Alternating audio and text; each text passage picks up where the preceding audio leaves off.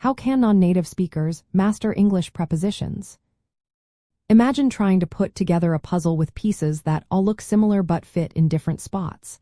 That's what learning prepositions can feel like for someone new to English. These tiny words are like connectors that show how things relate in space, time, or direction. They might seem simple, but they can trip up even experienced speakers. So, how can someone who is not a native speaker get the hang of them? Let's find out. Prepositions are words that come before a noun or pronoun to link it to other parts of a sentence.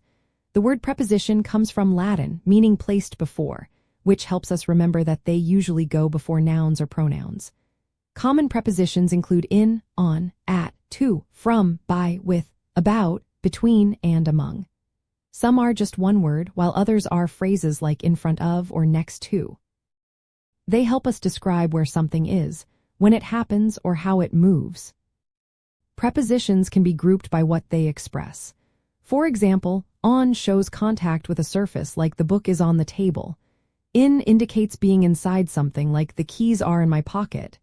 At points to a specific spot like meet me at the corner. For time, on can mean a day, on Monday, while at points to a specific time, at noon. For movement, to shows direction. He went to the park, and onto indicates movement onto a surface. The cat jumped onto the couch. Other prepositions show how actions are done, like by car or for you. To get better at using prepositions, learners should start by learning their basic meanings and seeing them in sentences.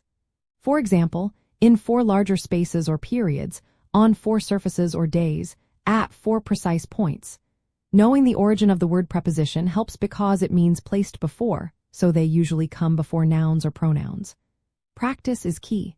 Try making your own sentences like I sat on the chair, or we will meet on Friday. Listening to native speakers through videos, podcasts, or reading books helps you see how prepositions are used naturally. Using visual aids like drawing diagrams or using objects can make understanding relationships easier. For example, physically placing objects to show under, over, or between helps solidify their meanings.